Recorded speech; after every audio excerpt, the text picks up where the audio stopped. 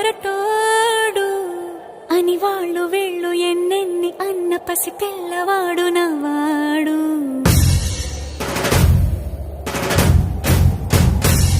విడుముండోడు అని ఊరు వాడ అనుకున్న గాని మహారాజు నాకు నవ్వాడు.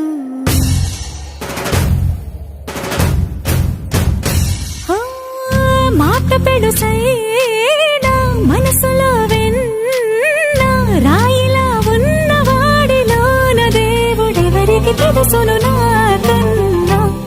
సూసేకి అగ్గిరవ్వ మాదిరే ఉంటాడు.